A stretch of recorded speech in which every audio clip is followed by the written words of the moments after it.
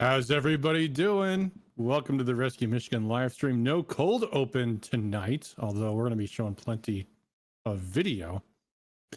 We got a lot to talk about. We were off last Sunday for Easter, but there's still been plenty of news. In fact, I have some breaking news to report.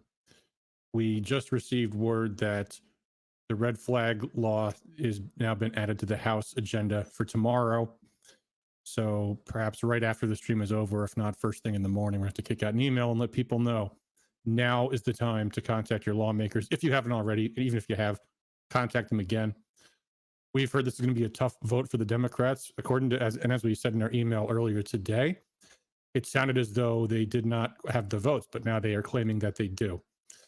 So we need everyone to contact their lawmakers, make a real issue out of this. Two key points I would make, especially in trying to get the Democrats to vote no. One is, as we talked about in this email, this is a bill to empower abusers. That was and if you saw today's email, you know this story. This was the case that led to it being struck down in New York, or one of the cases, I should say. In New York, they have a strange court system for some reason. In New York, they call their lower courts the Supreme Court, and they have one in every county or something.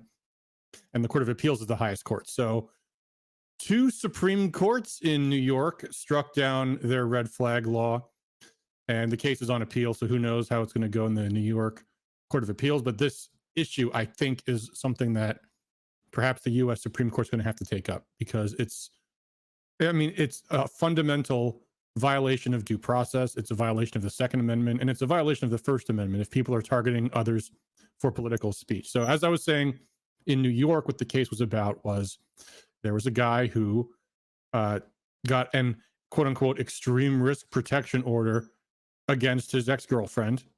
They had been living together. They had a baby together. And according to the decision in the court case, the family court had a case where the woman had taken out and she'd gotten a restraining order against the man. So he was not allowed to live at his house. So in retaliation, he contacted the police or the court and said, she's a danger to herself. She tried to get into my gun safe. And as the court said, out of an abundance of caution, we'll have to strip away her Second Amendment rights. She sued and she won in that case, and had not only the order taken off of her, but also struck down the law in that. And I don't know if it applies automatically to the whole state, but as I say, it's pending appeal now, so we'll see how that ultimately shakes out. But that's an important thing that Democrats have to be, it has to be impressed upon Democrats, is that this is something that is going to be used by abusers against the people that they abuse. And firearms are the equalizer of force between men and women. So not always the case that the man's the aggressor, but when push comes to shove, it's a good thing a woman has the ability to shoot back to defend her life if she needs to. And as George Chiller says, red flag laws are simply a weapon for the left. Well, the thing about laws is that laws are ideologically neutral. In fact, I have heard that there is a Democrat in Lansing who is concerned that this is going to be used against Democrats. And that should be a talking point too. You bet it will be. If they pass this, we all need to be reporting every single violent tweet that Democrats make. And they make tons of them on the internet all the time. They can't help themselves. They're violent people. So absolutely, that should be emphasized. If this thing passes, every single extremist statement from Democrats that we see on social media, we're going to report every time. Because, hey, they could be dangerous. They're more dangerous than we are. Murdered children the other week. Remember that? In Nashville. So yeah. All we have to do is get one Democrat not to support it, and it's defeated. And of course, the Republicans have to hold the line, which we hope they will. We've heard they will. Although you may have seen the news today that a governor in Tennessee is pushing for red flag laws in that state. And that's a shame, but that's the way that goes. And, you know, I can't worry about Tennessee. I got enough to worry about here in Michigan. Anyway, I wanted to do a special stream tonight, and we're going to watch the Trump interview that he just did with Tucker Carlson. It aired last night. This is a fair usage. It's going to be transformative. There will be commentary. If you don't like me pausing the video and weighing in on it with my opinion, well, sorry, folks, because A, that's what this show does, and B, is what we have to do, because otherwise it would just be copyright infringement. So we're going to watch the interview together, see what Trump says, see what his answers are. And spoiler alert, Trump has made some extraordinarily powerful, world-changing statements in this interview. It is absolute dynamite. If you haven't already seen it, well, let's watch it together, shall we? I think I am going to be able to play this through my web browser, because I've tried playing video clips and people in the chat have said it doesn't work, that StreamYard doesn't share the audio, but I think if I do it over a web browser, it should work. So let me see if I can pull this up here. Hold on. Let me see. What am I doing here?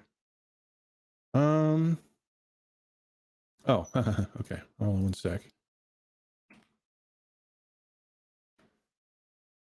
Let's see if this works. Oh, jeez. Oh, it just prompted me to download the video from the website. That's not going to work. All right. Well, I'll tell you what. Let me see if I can do this. Let's see here if I do a screen share, and we'll share the window. Oh, share tab audio. That's not good. It's not a Brave tab. I'll give this a try, and we'll see if we can get it going.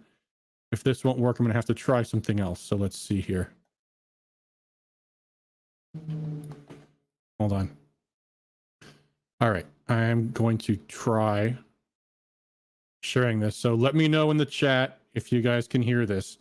And if not, we'll have to try something else. So let me see what I can do here. Do you hear anything? Let me know in the chat. Were you guys able to hear that at all or no? Let me know in the chat. I need to know. Well, I know you can see it. Can you hear it? No sound. Okay, that's what I was worried about. All right, let's see what I can do here. We're gonna have to figure out some kind of workaround. Let's see. In the meantime, while I'm trying to figure this out, oh, video file. Will this work? Hold on, I'm gonna have to convert it to an MP4. Well, I'll tell you what, while I'm working on this, let me also, and it sure is great having to do two completely separate things at once. The other thing I want to talk about, there's been some new legislation that we've seen coming up in both the House and the Senate that we are going to be having to slam on. There is number one, and now a bill coming into the state Senate introduced by Stephanie Chang to give driver licenses to illegal aliens. So this is a bill that we fought a couple of years ago. The Republicans almost gave that bill a hearing, and we managed to get that killed, but now they're going to try to bring that one back. That is absolutely extraordinary that they're going to try to do that, but that's going to be another one that is going to be really, really tough for the Democrats to defend if it goes anywhere. So we'll be happy to look for that bill, getting hearings and things, seeing who co-sponsors it, because that is going to be absolutely devastating. There was an article, I'm trying to find it now while the video is converting, that some years ago, I think it was in 2010, maybe it was in 2012, but Oregon put that proposal on the ballot. Here, I found the article. This is from Ann Coulter, called A Tough Night at MSNBC. It was November 2014. It was right after the election. And here's the story. Oregon Measure 88 won more votes than anything else in the Oregon ballot, more votes than pot legalization, more than the incumbent governor, the incumbent senator, or any of the six other ballot measures. And what was it? It was a bill to prohibit illegal aliens from getting driver's licenses. That's what it was. The widely popular landslide vote on Measure 88 prohibits illegal immigrants from getting driver's license in Oregon, ladies and gentlemen. So that's one of the bills we're going to be fighting. Betty says, I watched the ACLU news conference today. Disgusting. What was the news conference about? Let me know. That's one of the bills we're going to be fighting. The other one is automated traffic cameras, which we actually testified about this in the, I believe it was the House last year. A bill to write tickets automatically if you're caught going fast in a construction zone. They just mail you a ticket, no cop, no witness, no anything. These bills in state after state after state have been drivers of corruption, and lawmakers, judges, lobbyists, all kinds of people have been caught up in federal bribery investigations, suitcases of cash being caught by the FBI. These are a huge, huge racket. They have nothing to do with safety. It's all about the money. And so we're going to have to be fighting that one as well. Driver's licenses for the illegals. Wow. Yeah, the ACLU is pathetic and disgraceful. Anyway, let's see. How's the conversion going? 39%. Okay, it's almost done. It's getting there. So I'm trying to think, is there any other way that I can do this without having to upload this video? And I'm concerned there won't be. There may actually be. Let me just see if I can find this online. Tucker Carlson Trump full interview. I have a Fox Nation subscription. I should just be able to watch it there. Videos. Nah, these are all just clips. Those are not going to be any good. All right. Well, it'll be just a few more minutes, folks. But anyway, those are the main things that we're going to be working on in Lansing. Those two bills just got dropped today. And then, of course, red flag. I am still hopeful we can defeat the red flag law. There's a lot of Democrats who will be put in a really bad position on this. And this is also perfect thing for talking about to people when they're out knocking on doors. This is radically unconstitutional. This is a bill that was, let me pull up the story about New York and the New York court red flag. Yeah. And a bunch of articles about this. This is one. I don't think these guys, the National Shooting Sports Foundation, are really the authors of this article, but this is a New York court affirming that due process can be taken into consideration when enforcing so-called red flag laws and vacated New York Governor Kathy Hochul's executive order. There's been multiple courts in New York that said this is just totally unconstitutional. And this is also an issue that's probably ripe for the Supreme Court to look at. But yeah, here's this quote. Second Amendment rights are no less fundamental than Fourth Amendment rights and must be provided the same level of due process and equal protection. There was some court case, one of the New York cases was one that the judge didn't have a very strong opinion. He said, well, it would be okay as long as you had a doctor to say that so-and-so is dangerous, but not without that. I don't think that's fair either. Doctors shouldn't be able to pronounce you with someone to be stripped of your Second Amendment rights. Richard Head says, how is Karamo doing? Watching Red Eagle politics. I've heard it's a disaster. Hey, that's a good question, Richard. I haven't heard much. I did hear a rumor the other day that apparently Matt DePerno wants to have a vote of no confidence in Christina. I can't confirm that. I think that's interesting. But I did look into this. To remove Christina as chair would take 3/4 vote of the state committee. I don't see that happening. The only way Christina Karamo ends being chair is if she either comes to her senses and resigns or gets voted out in 2 years after we lose the next election. I prefer the first thing, but I don't think that's going to happen. How's Karamo doing? It's been a complete disaster. That's how she's been doing. All right. Oh, the video's done. Okay, I'm gonna have to download it and then I'm gonna upload it. So let me do this right now. Hopefully this won't take too long. So let's see here. How's the download going? Okay, the download's almost done.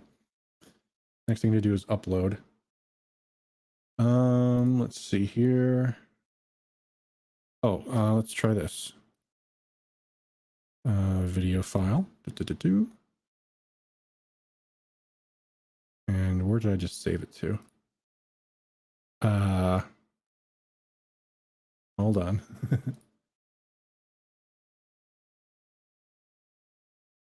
Oh, I see where I put it. Okay. All right, let me see. Hopefully this streams and doesn't have to upload the entire thing first, but let's see how this goes. Watchdog Video. That's where I put it. Okay. Mr. President, thank you for having us. Thank you. All right. Did you guys hear it? Mike says Richard Head. Really, yes. It's a good one. All right. Can you guys hear it? Are we on? Let me know if you hear it. I did remove the ads, so we can just play. Okay. People are able to hear it. Good. Okay.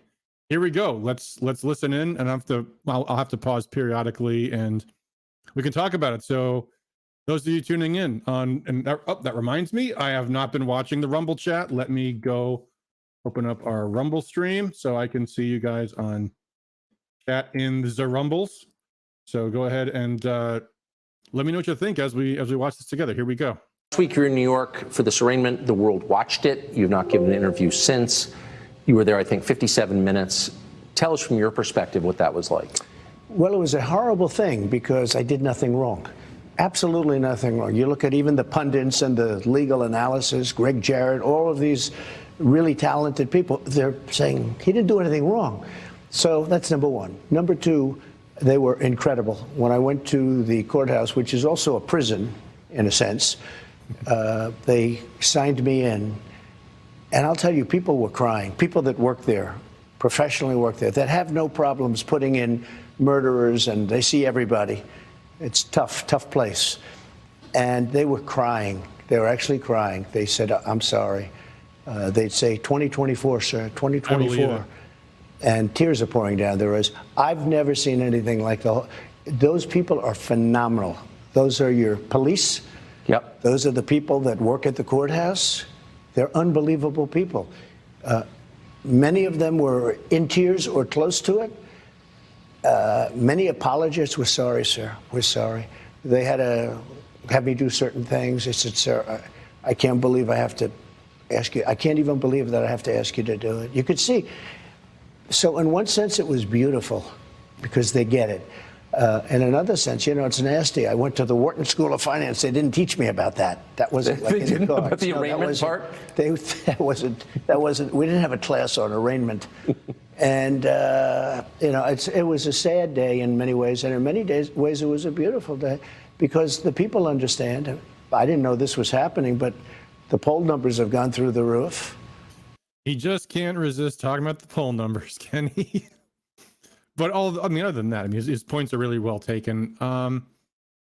I've criticized before. I will say again, I think it is a serious mistake in messaging that everybody has dropped the ball on the underlying story here, which is that Trump was blackmailed by Stormy Daniels with a false claim.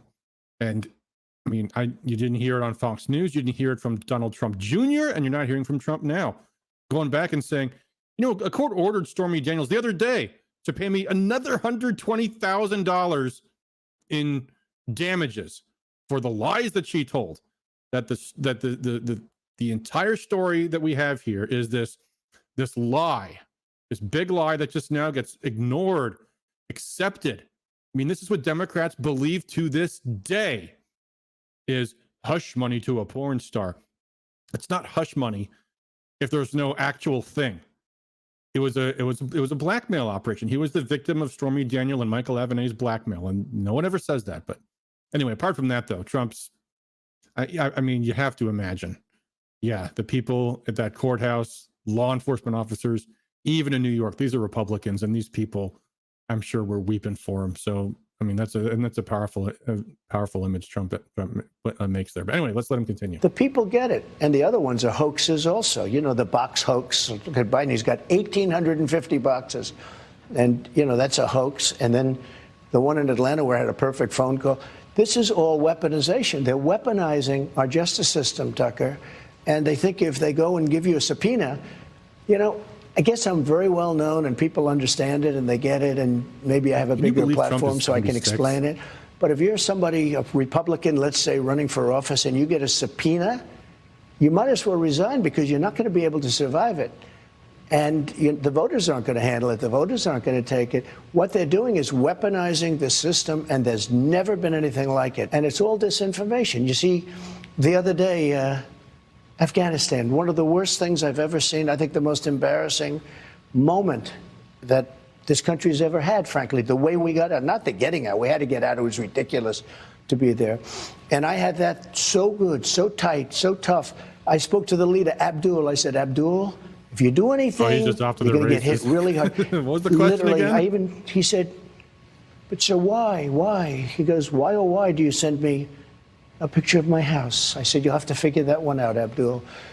But we didn't have one death in 18 months. He knew, not one death. And then to see the way we got out, like we were surrendering, like taking the military out first, leaving $85 billion worth of equipment behind, giving up Bagram. I was going to keep Bagram. I was getting out. We got out like we were surrendering, like taking the military out first, leaving $85 billion worth of equipment behind, There's a couple of giving little up glitches here Bagram. and I there, was going to folks. keep Just have to Bagram. bear I was with getting us. out, but not for Afghanistan.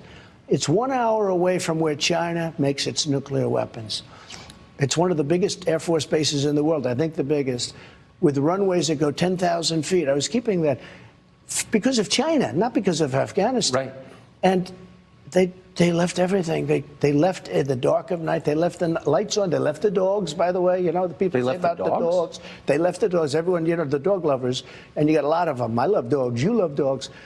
But they left the dogs. People said, what? One of the first questions I got, what did they do with the dogs? Mostly German Shepherds. They left them.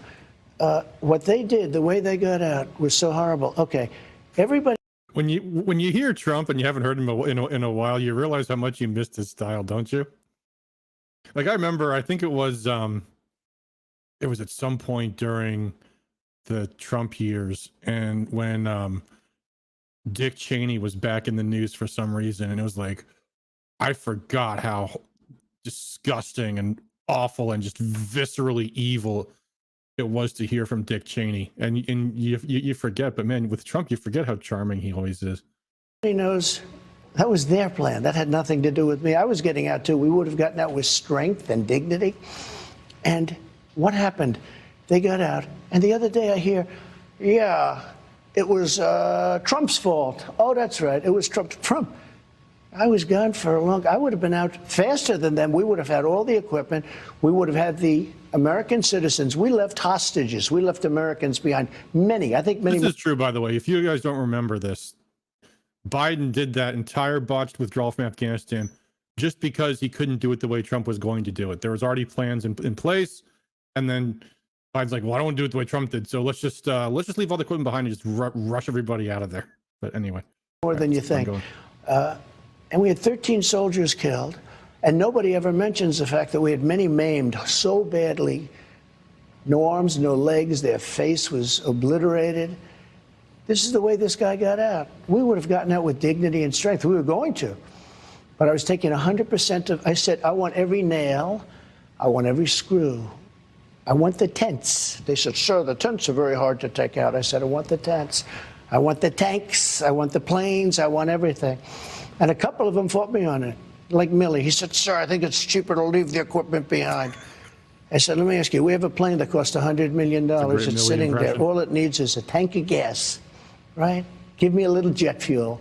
We'll fly it to Pakistan or any place else, or we'll fly it directly home. You say it's cheaper to leave a $100 million plane. Sir, I think overall it's cheaper. These are idiots we're dealing with. They left $85 billion worth of equipment. They left our American citizens behind. Yes, and they moved the military out first. No, you moved the military out last.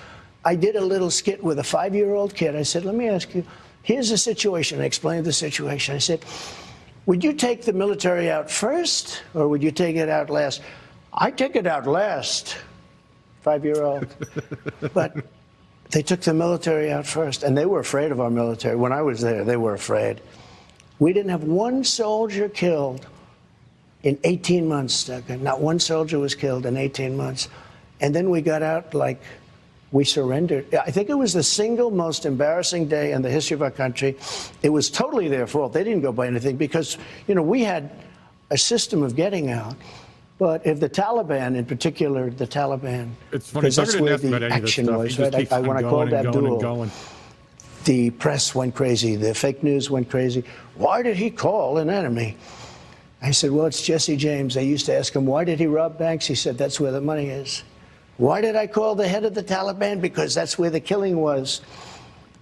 And he's there now, Abdul. I'm sure he likes me. He called me Your Excellency. I don't know if he calls Biden Your Excellency. Probably. I mean, You know, they're one of the largest arms dealers now in the world. They're selling the $85 billion worth of it because they only need 5% of it. Of course. They're selling the equipment. They're one of the largest, I think, second arms dealers.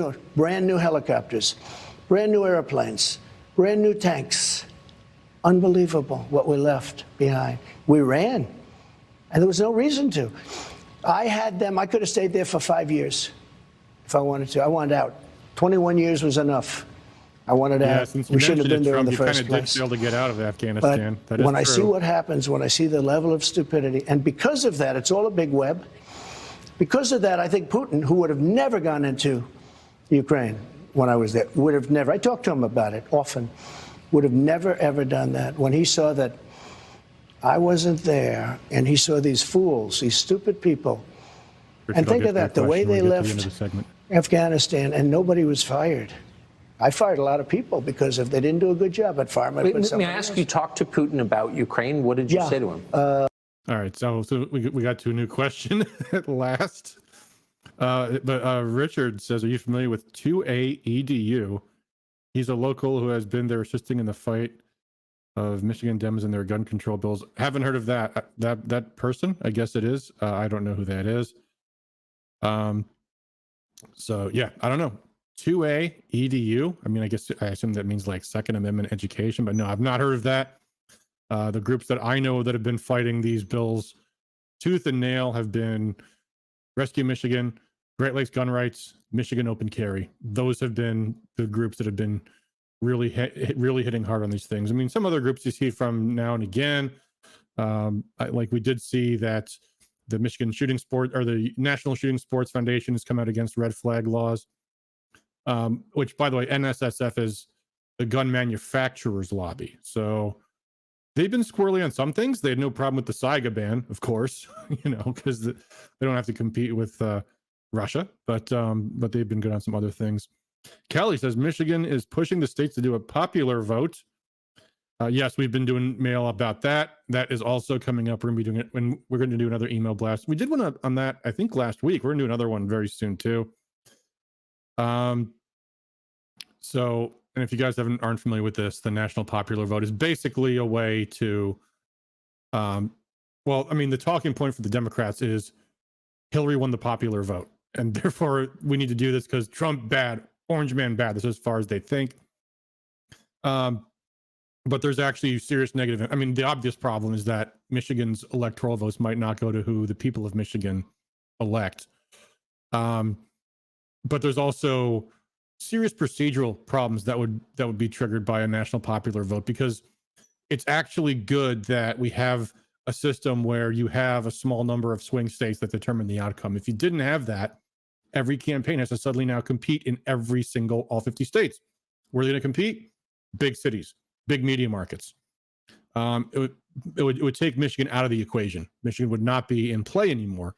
They'd be campaigning in New York and Los Angeles, and as you say, Kelly, yes, it would basically allow vote fraud in other states to determine the outcome of how Michigan's electors cast their votes, and that's unconscionable. Anyway, getting back to the Trump interview, we're not talking more about Russia, so let's hear what Trump has to say. I could see that he loved it, and I said he loved Ukraine. He considers it to be a part of Russia. Yeah, I said, not when I'm president. We had a very good relationship. I mean, look, I was the worst thing that ever happened to him. I closed up his pipeline. You never heard the words Nord Stream 2 until I came along. Nord Stream 2 is their pipeline. And I had a great relationship with him, but it was very tough because they had a fake Russia investigation. And I told him, and he told me, he said, it's very hard for us to deal, don't you think? I said, very hard, because we have a fake investigation that turned out to be a fake. For 2 years it went on. And we could have done very well with Russia. They have great minerals. They have great things that we want, we could have, and they need the money and they need other things. But that interfered. That was a terrible thing. That was actually a treasonous thing to do. Those people should have been arrested. They made it up. They made up a problem with Russia that didn't exist. Now they've all admitted it didn't exist. It was just on to the next one. I often say, they said to me the other day, one of your fellow journalist said, who's the biggest problem, sir? Is it China? Could it be Russia? Could it be North Korea? No, I said, the biggest problem is from within. It's these sick, radical people from within, because we can handle, if we're smart, we can handle Russia, China. I did. I took in billions and billions, hundreds of billions of dollars from China. No other president took in anything, and they respected me. Here's the same thing, you know. I told him, you can't go into Taiwan. You can't do it. I won't tell you exactly what I said, but it was something that probably a lot of people wouldn't like if they heard it, but it was very tough. Don't go into Taiwan. If you do, we're going to have problems. Other than that, we're going to be great relationship. We're going to have a great relationship. And he said to me when I said we're going to do something, if he goes in, no, you wouldn't do it. I'll do that. I swear I'll do that. And he didn't believe me, but he believed me 10%. The same thing with Putin. I said I was going to do something really nasty if he goes into Ukraine. He said, no, you're not going to do that. I said, I will. And he didn't believe me either, but he believed me 10%. And the 10%, you never heard talk about going into Ukraine. You never heard talk about going into Taiwan until I was no longer there. Now, what a mess the world is in. What a mess. All right, so yeah, that was a lot of, I'll make Tucker go away for a second here. That was a lot of tough talk from Trump, and that's fine. I get it. And you know, I have to say, you know, I mean, China's a communist country. I have no problem with smacking China for what they do. Although I would also say, given our media's history of lying about everything, I'm not sure I believe everything they say about China, like the Uyghur Muslim oppression we hear about all the time. Well, I mean, are we talking about violent Islamists? Maybe, I don't know. But Trump didn't just play this. He didn't. I mean, again, look, I got no problem beating up on communism, but Trump didn't play that smack China stuff. He's like, who's our biggest threat in the world? The Biden administration is the biggest threat. And he's right. He is absolutely right. Russia's not the bad guy in this. And Trump said the tough talk and whatever. That's fine. Who cares? But Trump's not in the business of attacking everybody else the way Biden does. I mean, the reason why we have these absolutely terrible relations with China right now is because of Biden's insane outburst at the State of the Union. That and the balloon incident. Now China's like, okay, you know what? We're ready to take over the world now. We're done with you people. He's not taking Biden's phone calls. Did you guys see the story with Emmanuel Macron from France went to China? He brought Ursula von der Leyen, the president of the EU, with him. And the Chinese were like, get that bitch out of here. They sent her home on a commercial flight out of China. They didn't give her the VIP treatment. They didn't let her skip to the front of the TSA line. None of that stuff. They just said, get her out of here. And then of course, Macron warms up to China, and then of course gets beaten up by the West for, you know, for coming back and saying, yeah, we got to talk to China. And of course, the West's only possible response to that is going to be, oh, well, then you're our enemy too, I guess. We have to regime change you. But yeah, I think Macron probably had a, you know, seeing how China will compared to when he comes back to Paris and there's mountains of garbage in the streets, and he sees what a complete mess that being friends with Britain and America has turned out to be for them. It's a sad thing. And you know, Trump made this statement the other day. A few days ago, Trump made a post where he was talking. No, not a post. It was at a rally. It was at a rally. I think it was in Waco, Texas. And he says, you know, Russia is at the top of their game. China's at the top of their game. And they're now making plans for 100 years of global leadership. And that's the saddest thing in the world. And, you know, what he meant by that is it's sad that we have given up our seat at the table by making enemies out of everybody. So, all right, let's get back to the interview here. Here we go. Imaginary things.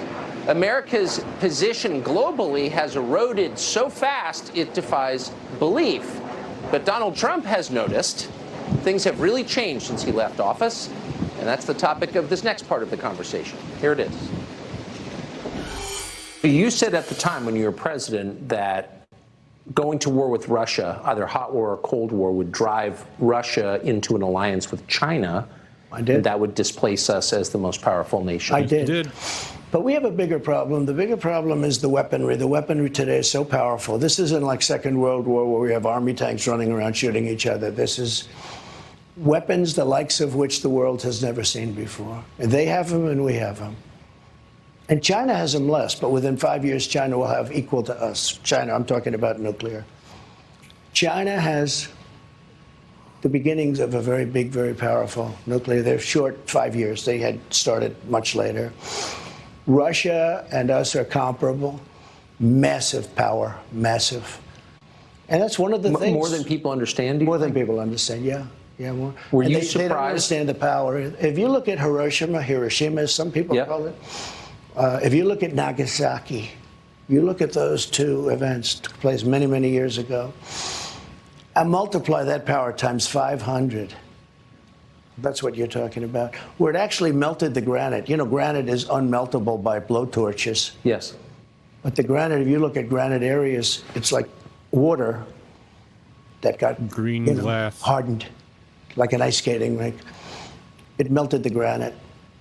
If you look at that and multiply it times 500, that's what you're talking about. When I listen to people talking about global warming, that the ocean will rise in the next 300 years by 1/8 of an inch, and they talk about this is our problem. Our big problem is nuclear warming, and nobody even talks about it. The environmentalists talk about all this nonsense in many cases. Look, I'm an environmentalist also, I guess, in my own way, because I've done a good job with the environment, but nobody talks about nuclear, the problem we have, the biggest problem we have in the whole world. It's not global warming, it's nuclear warming. And all it takes is one madman, and you're going to have a problem the likes of which the world has never seen. And it's only a matter of seconds. You don't have to wait 200 to 300 years for it to happen. So that is an extraordinarily powerful statement Trump just made, and I pray he campaigns on this message for the next 2 years. The whole world, well, the Democrats have intentionally, because their president is a lunatic who might destroy the entire human civilization. But that's extraordinarily powerful, and he's absolutely right. When we had Scott Ritter on our show a few weeks ago, he said the same thing. He said, if we don't have denuclearization in the next few years, someone's going to screw something up, and it's going to be a nuclear holocaust.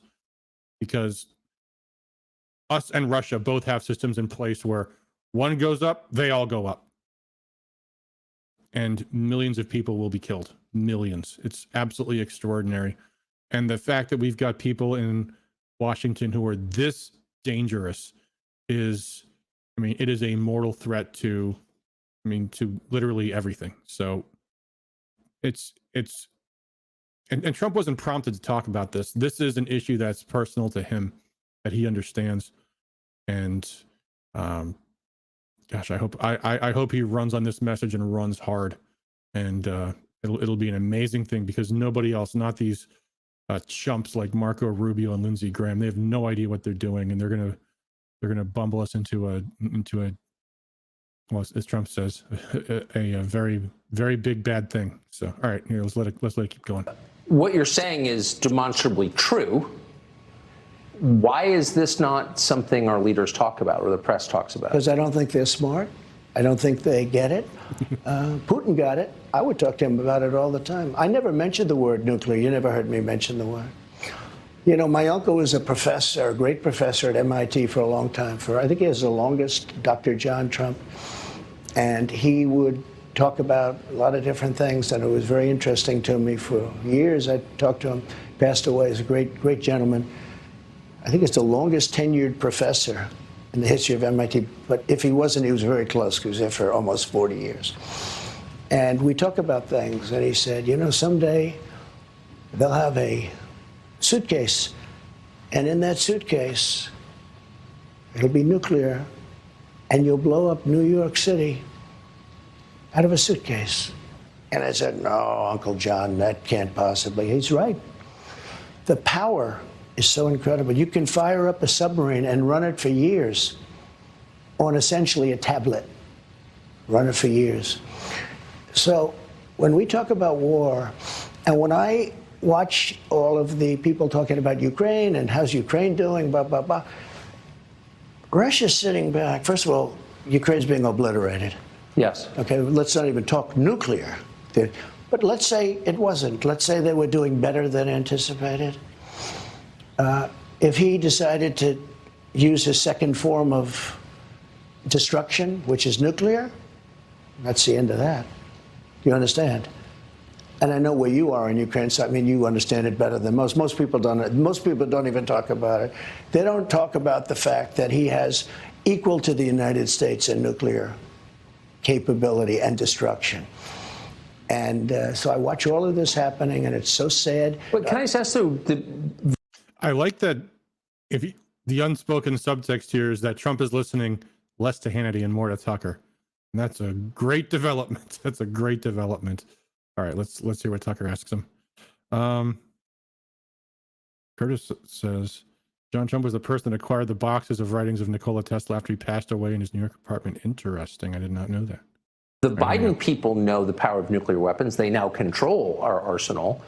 They don't seem worried about this. That's because they don't understand life. They don't understand whatever it is that you have to understand. You know, it's very interesting. At the very beginning, Biden was very afraid of nuclear because I watched him and he was, oh, they have nuclear weapons. Oh, which was exactly the wrong signal to send. You don't do that. But if you go back and check your files, you'll see Biden early on saying, oh, well, we can't do this. They have nuclear weapons. Well, you don't want to, you don't want to act that way. Yeah. But he was very afraid of nuclear. I said, you got to be a little bit cooler than that. But what happened is now that nobody talks about it. But every day Putin mentions it, and every day other people mention it. And now all of a sudden, if you look, other countries are talking about getting it. This was something you don't mention. I call it the N-word. You have two N-words. You don't mention either one of them. The nuclear word you don't mention because the power is so destructive. I met with professors at MIT, and I was preparing for a debate. I wouldn't say it was a long preparation, but I did want to talk about nuclear because I consider it to be the single greatest threat the world has, far greater than global warming, like not even a contest. And I had these people come down. They were very smart, very expert. And I said, so when we start talking about nuclear in a debate, how would you handle it? And they looked at me, one in particular, and said, sir, you can't talk about it. You cannot talk about it. I said, what does that mean? He said, Tucker looks horrified. It is so massive, it is so destructive that you cannot talk about it. I understood exactly what he meant. And we stayed away from it for the most part. But now Putin's mentioning it all the time. We don't mention, but Putin's always mentioning it. You've heard him say reminding us. We are a nuclear power. He said not so long ago, I said, that's the first time I've heard a major country. You do hear it talked about, and I did a good job. I did a great job with North Korea. Kim Jong-un, you went with me on a trip. You insulted him, which didn't make my life too easy, but that's okay. Yeah, and then you appointed John Bolton, who botched the whole thing up, Trump, so I wouldn't dwell on that too much. All right, anyway, let's keep going, though, because Trump is saying some great things right now. But you were there, one of the few, and it was an amazing, it had to be one of the most incredible experiences for you. For sure. But it was amazing. We had thousands of reporters. They weren't treated particularly nicely either, by the way, but I got along great with him. And because of that, it started rough, remember, with, Rocket Man, Little Rocket Man? And he said, I have a button on my desk, a red button. I said, I have a red button on my desk, too. Mine's bigger and mine works. Yours doesn't. And this went on for a couple of months. And then all of a sudden, the logjam was broken, and he wanted to meet. And we did meet. And we get along great. To this day, we get along great. He won't talk to Biden. He won't even talk to these people. He won't even talk to them. He has no respect for him. He's a man. If he respects you, he'll respect you. He wouldn't talk to Obama. Obama tried to get meetings with him. He wouldn't meet with him. He met with me. I met with him twice. I would have had a deal worked out with him. He's got tremendous nuclear capability. It's the single biggest problem. Maybe this show's more important than even I thought it might be, because somebody's got to understand what has to happen, and they have to de-escalate. So how would you do that now? Well, now, You know, it's still amazing to me that Trump, he was not prompted to talk about nuclear, you know, a potential nuclear exchange. He chose to go there, which is something that's not on, I mean, it's not in the minds of the average American voter right now. He's making it the issue, and that's extremely commendable. All right, let's him keep going. The second. so you have a problem. You got this crazy world is blowing up, and the United States has absolutely no say. And Macron, who's a friend of mine, is over with China, kissing his ass. Okay, in China. I said, France is now going to China. You take a look at Saudi Arabia. Look at what happened. They're great people. They wanted to help us. He goes over and gets a fist pump. You know what a fist pump means? Don't shake my hand because your hand's dirty. That's what a fist bump is. They got it. They were so insulted. Do you understand that? Yes. Oh, I don't want to shake your hand. Let's go fist pump. Yeah, that was a nice point to end that segment on. The whole world just hates Joe Biden. All the world leaders do. Xi Jinping, Saudi Arabia, everybody. It's pathetic. Richard says it's practically a genocide being committed. Ukrainians are being sent to the meat grinders over a proxy war that could have been over a year ago. That's exactly right.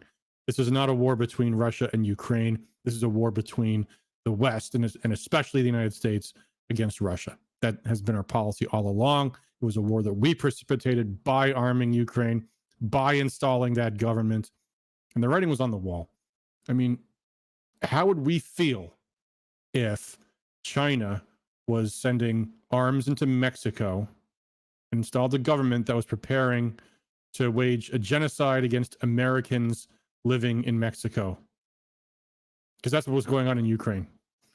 They were at war with ethnic Russians in Ukraine as we were arming and training them.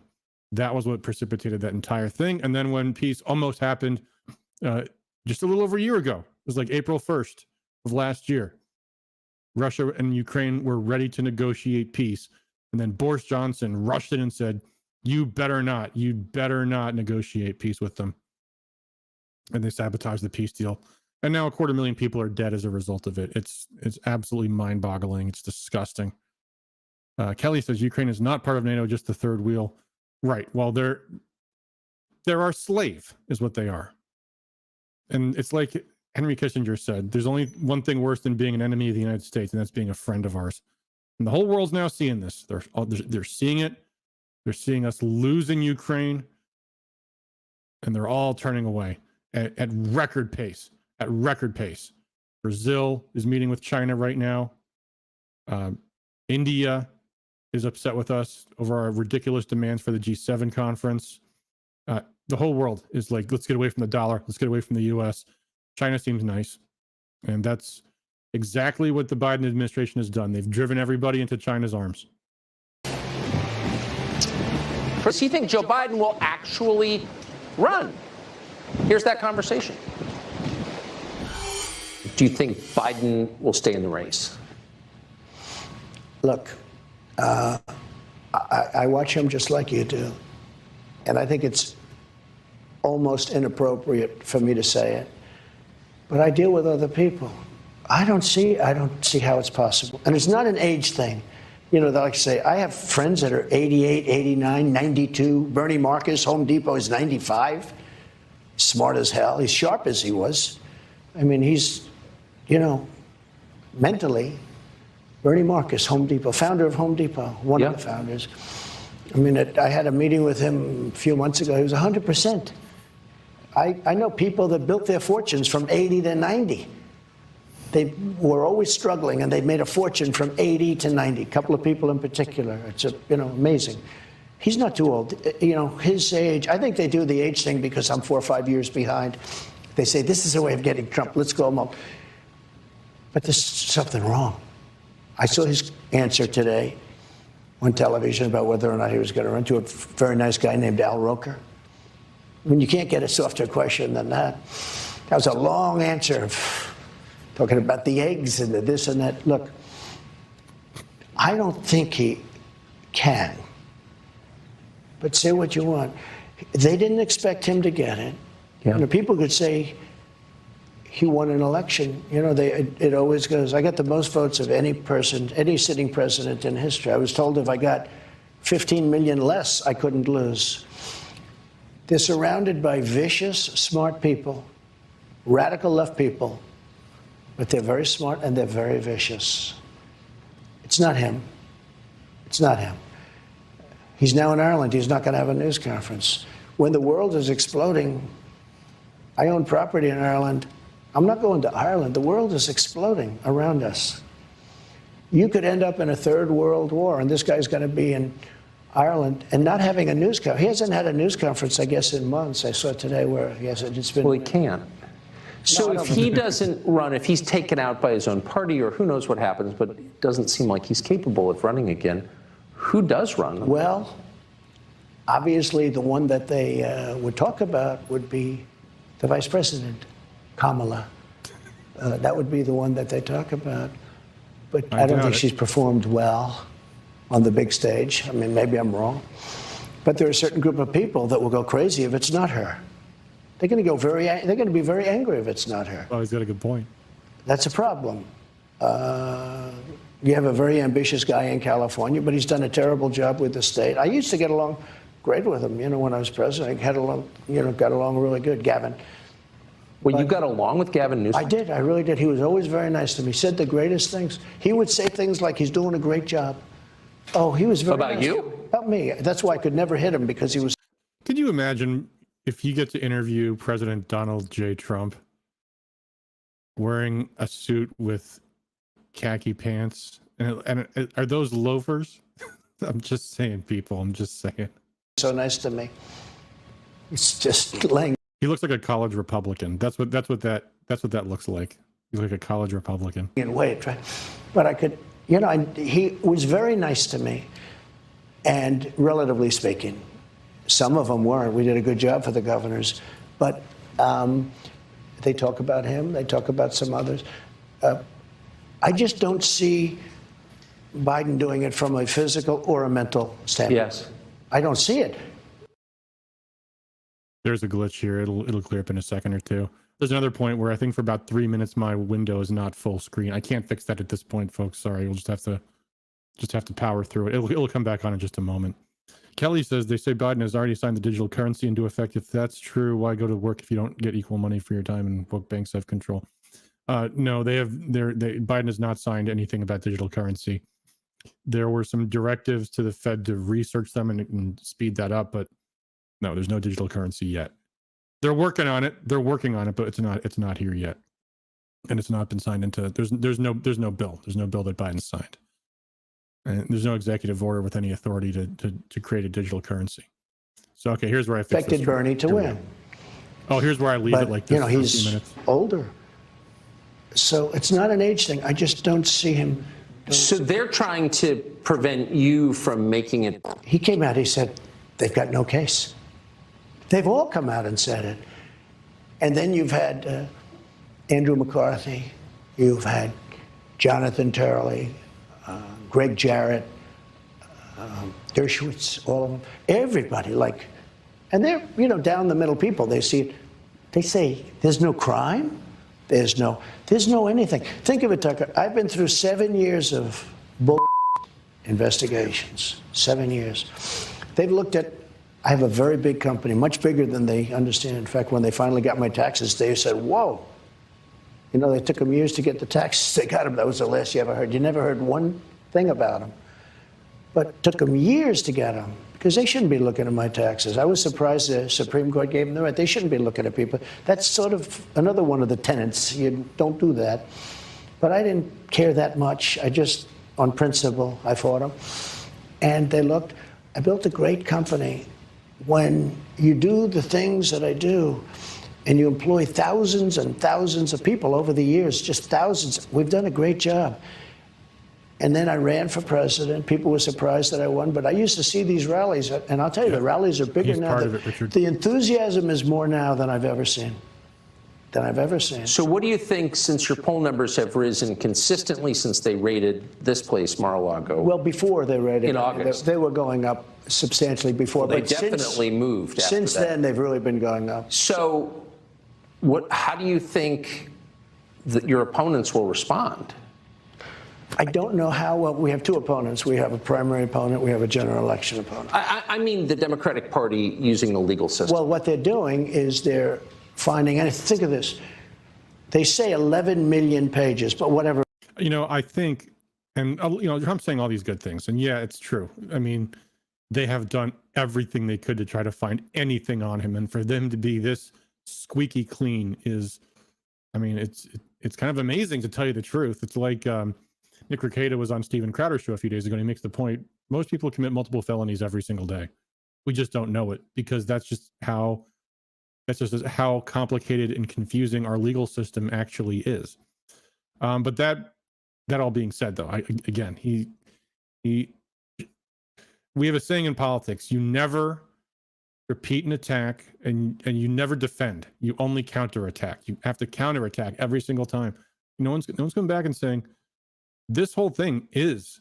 I mean, it's not just a witch hunt. I mean, it is a witch hunt, but it's more than that, because it's their own crimes. It's the Democrats perpetrating crimes against Trump.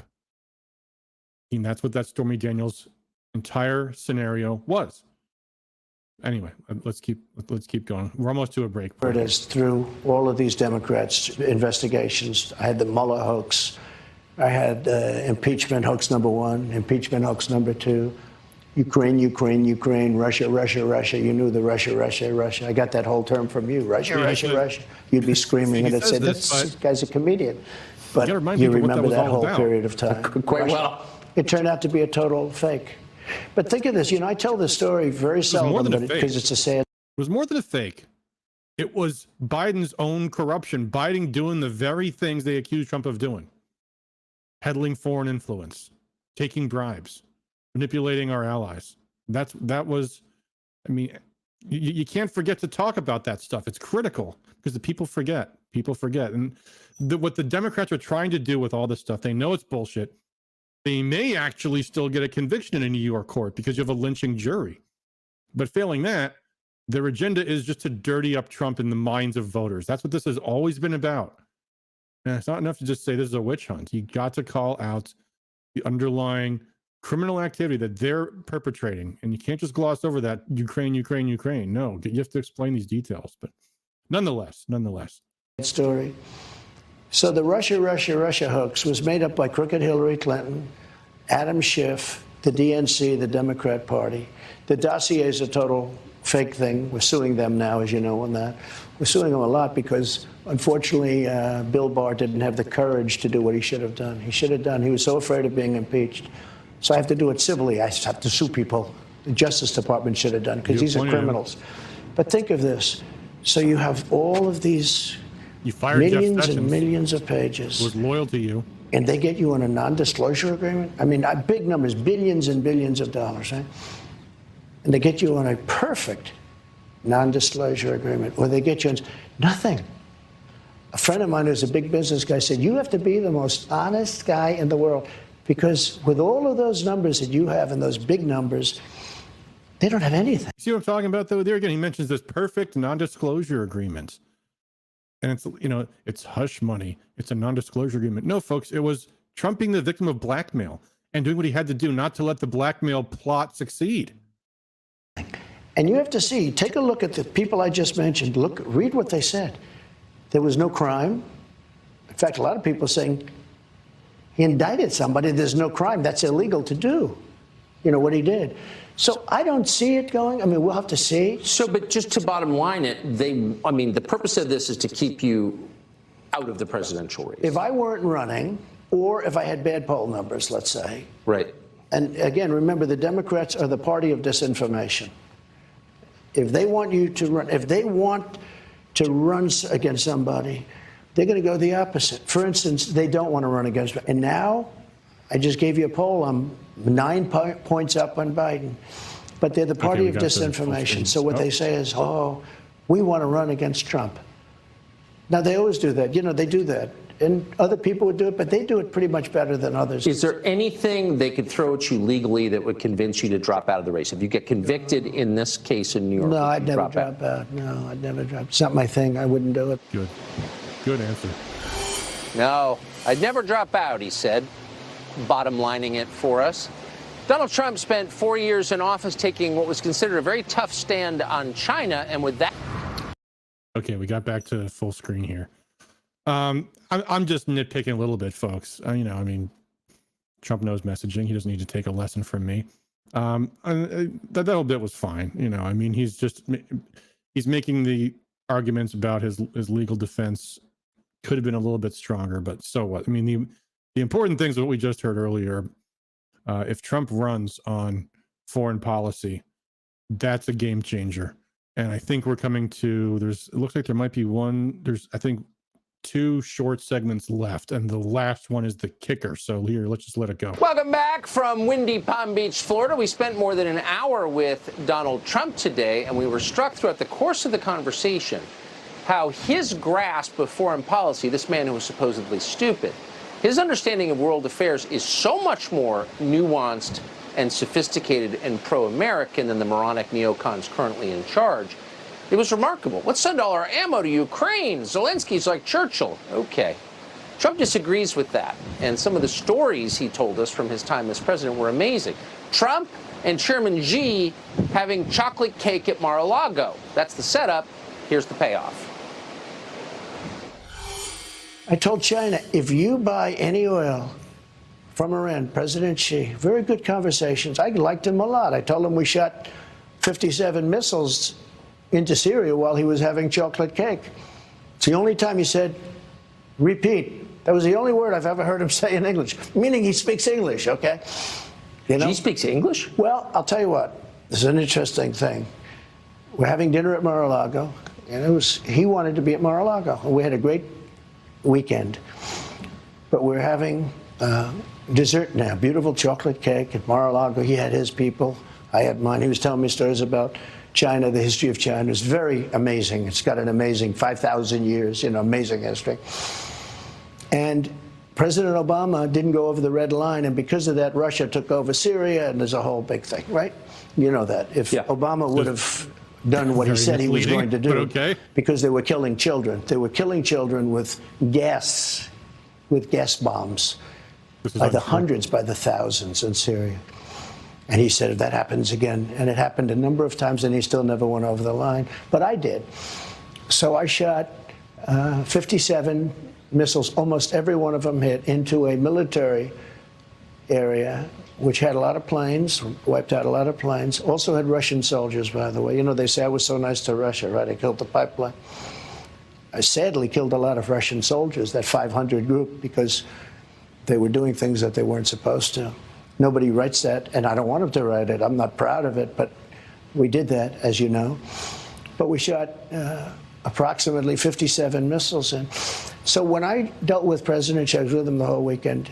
He had an incredible, I'm not allowed to say it because it's very impolite and very politically incorrect, a beautiful female interpreter. She was very beautiful.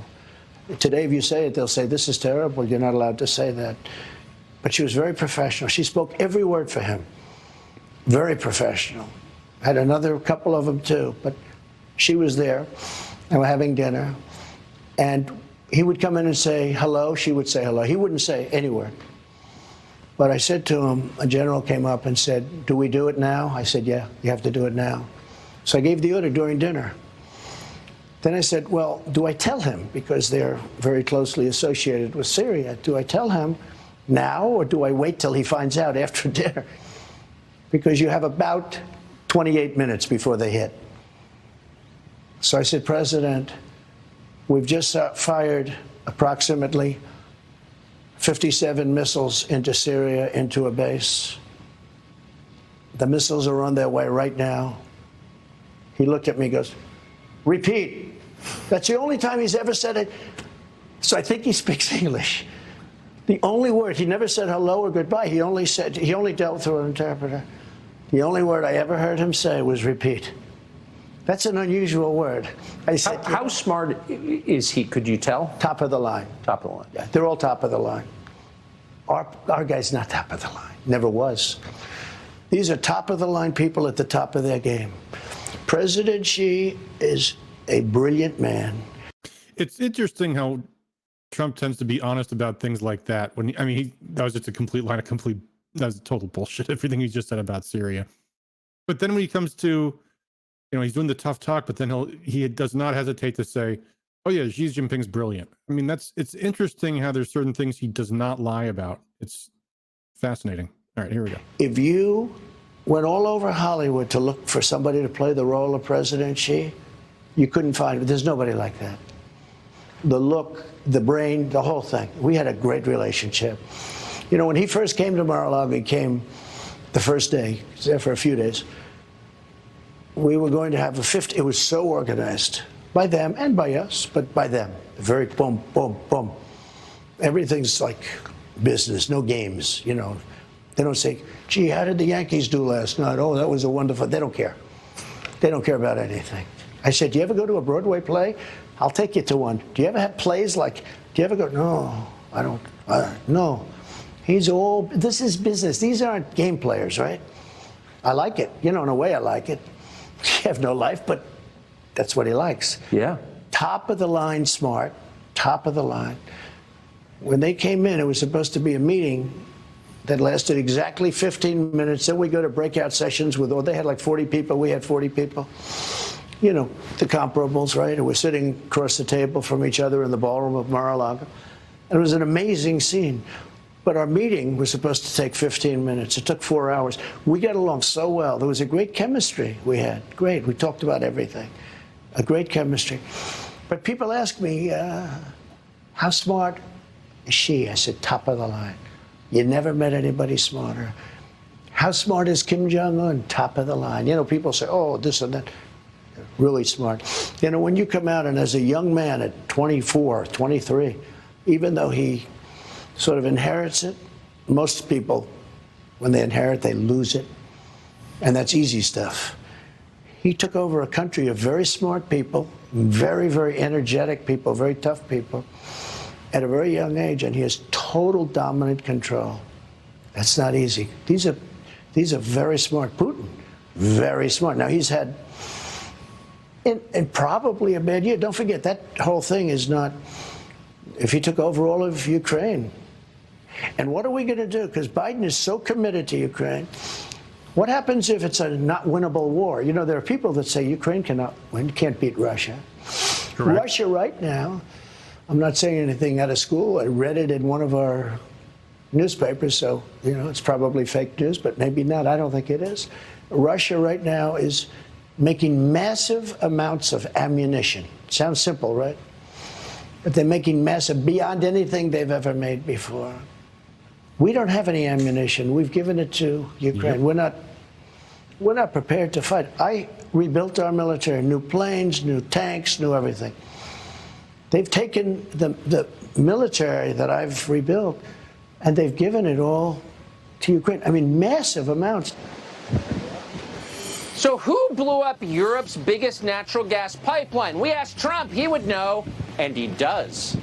All right, so that was a fascinating segment right there. Who really knows if Xi Jinping speaks English or not? But yeah, I was actually looking up on Trump's Truth Social. He posted something amazing recently.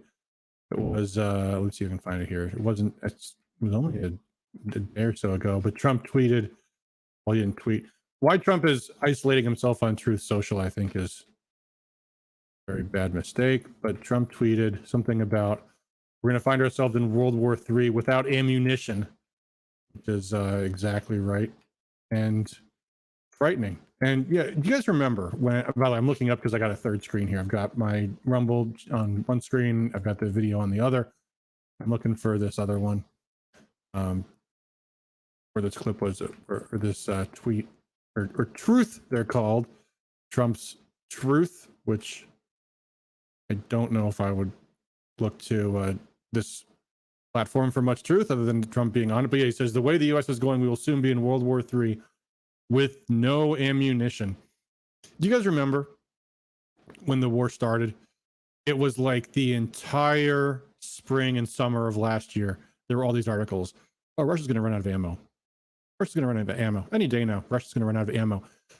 There was a story this past week that European leaders are now going to like the tiniest countries begging for any ammunition they can send to Ukraine, like places like Cyprus. Can you people in Cyprus spare any 155 millimeter artillery rounds for Ukraine? Now, that's not some kind of psyop, because what would be the purpose of it? Why would you do that if you weren't desperately out of ammo? And now Europe is. They've sent all their stuff, everything they can possibly spare. There's story after story now. We're in the same boat. We have some things, of course. But in a ground war where Russia's firing off 20,000 artillery rounds a day, and France is like, yeah, we're going to give Ukraine another 2,000 rounds this month. It's like, oh boy. Yeah, of course Russia's amping up their ammo production. Because they're seeing what the US is saying. And it's like, there's talk now that after we lose Ukraine, we're going to send Poland into Ukraine. And people are going, this is insanity. This is insanity. And this is all going to be coming to a head probably this summer. So now let's get to the big one. Here we go. That's next. Yep. Promised to blow up Europe's biggest natural gas pipeline, and then Europe's biggest natural gas pipeline got blown up. Who did it? You're not allowed to ask questions, but we wanted to know what Donald Trump thought. He might know. Here he is. Who blew up the Nord Stream pipeline? I don't want to get our country in trouble, so I won't answer it. But I can tell you who it wasn't, was Russia. Yeah. How about when they blamed Russia? You know, they said Russia blew up their own pipeline. You got a kick out of that one, too. It wasn't Russia.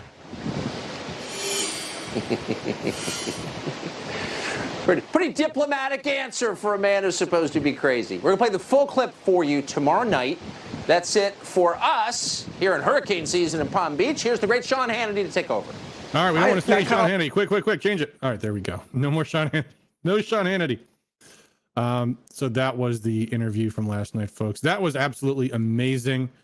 And Trump saying without saying it that we blew up the pipeline is, I mean, that is going to be absolutely devastating. And I do have almost the entire clip from tonight's episode where they went on for a little bit further, followed by Doug McGregor, who made some very important points about this. So let's watch that, and then we'll end the stream there, because it really drives home this point. The bombing of the Nord Stream pipeline was an act of war against a NATO ally, Germany. It was critical infrastructure in Germany. There's no other word for that but an act of war. And that makes that the most impeachable offense any president has ever committed.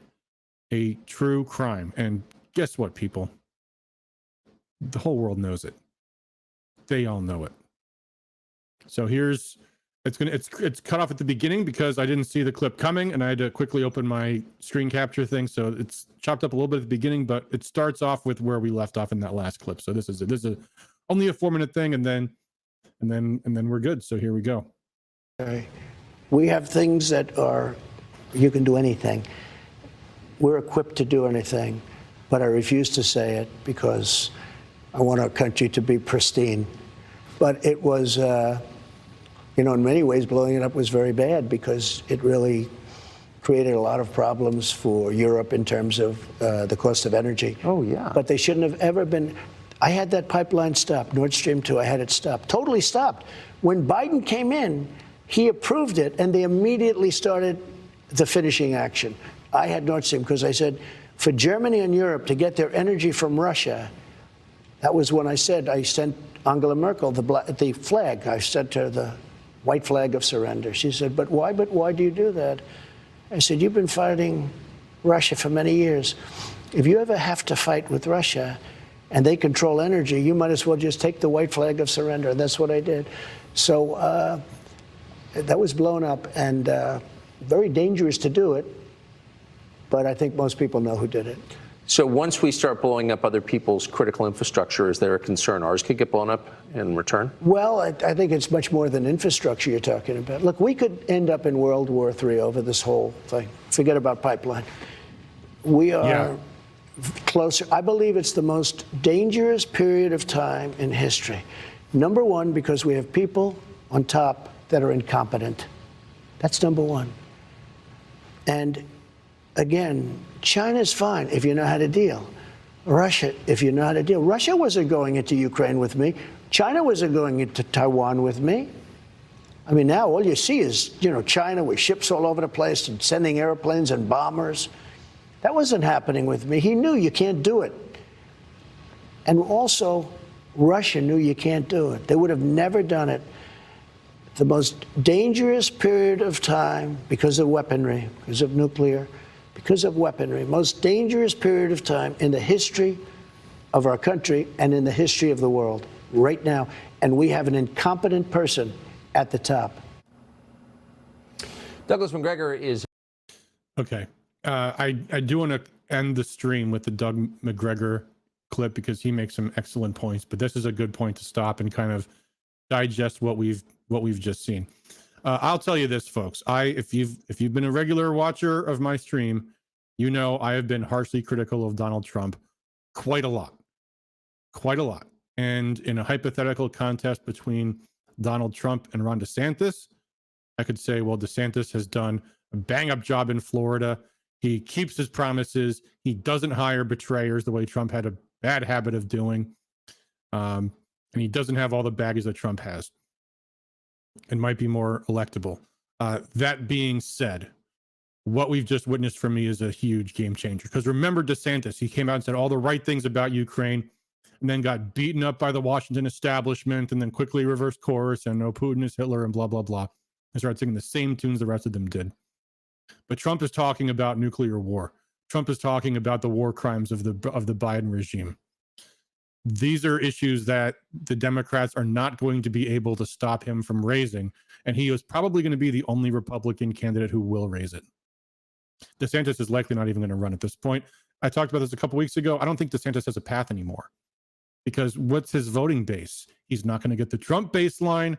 He's not going to get the Washington establishment. It's going to be like when in 2016, the establishment wanted anybody but Trump, but they also hated Ted Cruz. But then when it came down to the wire and suddenly Ted Cruz was the runner-up, they're like, ugh. Some of them went to Kasich. Some of them held their nose and voted for Ted Cruz. Just like that with DeSantis. They don't like DeSantis either because he's good on the culture issues and a lot of other stuff. But DeSantis's main base is like people like me who are like, I love Trump, but he fucked up a lot. And DeSantis might be like Trump, but smarter. But I don't think that's going to be enough. It's certainly not going to overcome the massive number of Americans who are extremely loyal to Trump. And the polling numbers, Trump was boasting about the polling numbers earlier. Obviously, a lot of that comes from sympathy over the indictment, but I don't think that's a flash in the pan either. That's gonna stick. It's gonna stick for a long time. So, I mean, I would wager DeSantis is not even going to run. That leaves nobody else in the presidential race except for a bunch of neocons and charlatans.